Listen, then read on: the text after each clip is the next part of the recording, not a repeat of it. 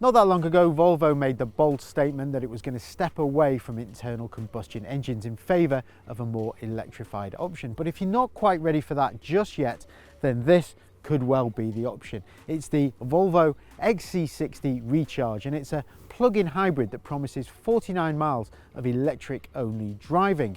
We're going to take a look at it today, find out what it's all about, and let you know whether it's worth considering.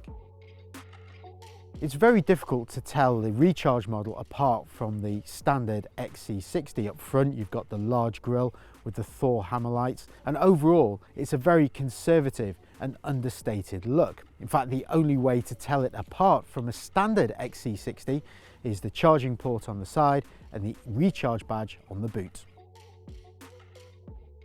Volvo really seems to have found its groove when it comes to interiors. It's all very minimalist in here. Some of the plastics are a little hard and feel quite cheap, but they should prove pretty durable over time.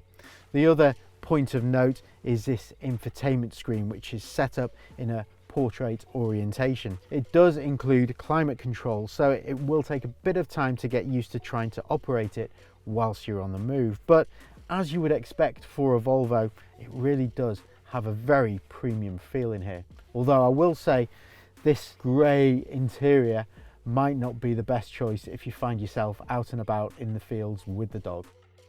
Now, anyone sat in the back seats won't be complaining when it comes to legroom. I'm just over 5'8", so legroom is never really that much of an issue for me, but there's plenty of space in front of my knees. Anyone sat in this middle seat though will be struggling with this transmission hump, which they'll have to put a leg either side. There's also 2 USB-C charging points back here and 2 heated seats as well.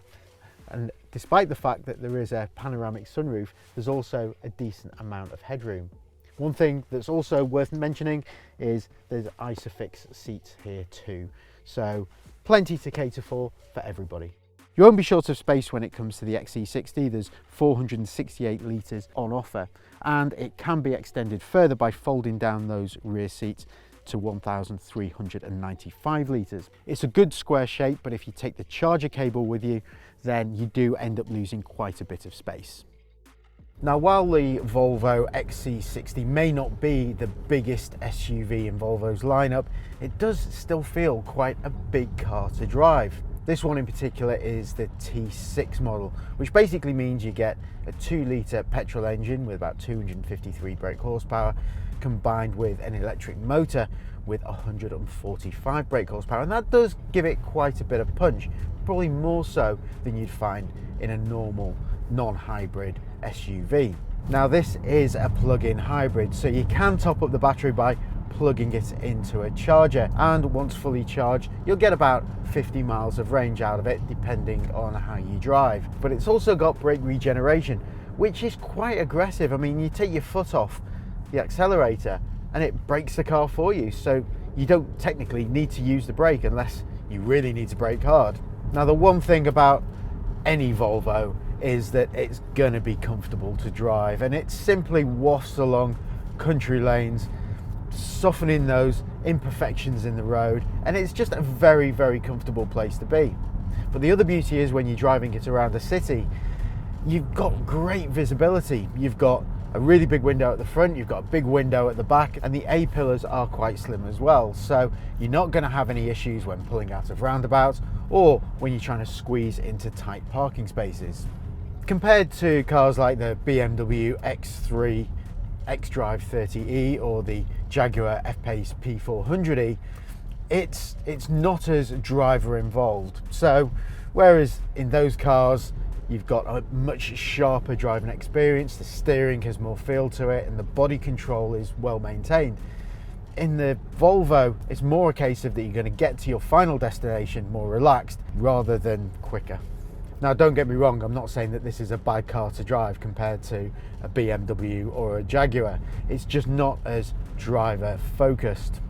Now, the main reason you go for a plug-in hybrid is for economy, and Volvo claims that you should get 281 miles per gallon and CO2 emissions ranging from 24 grams per kilometre of CO2 to 30 grams per kilometre of CO2.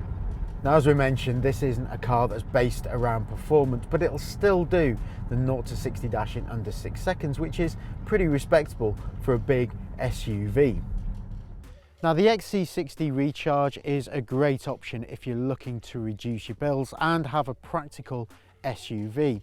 If you're able to charge it up overnight and only do short journeys, then you'll probably find that you don't go to the petrol station that often. But if you do longer journeys on a fairly regular basis, you have that reassurance of an internal combustion engine. It is slightly let down in some areas by some of the cheaper, harsher plastics on show, but overall, you're not going to be too disappointed with the XC60. Thanks for watching this review of the Volvo XC60 Recharge. What do you think of it? Is this the sort of car that you'd own, or would you rather go for an electric car, or even stick with an internal combustion engine car? Let us know in the comments section below. And while you're here, don't forget to subscribe to the motors.co.uk YouTube channel and hit that bell icon so that you're notified every time we upload a new video.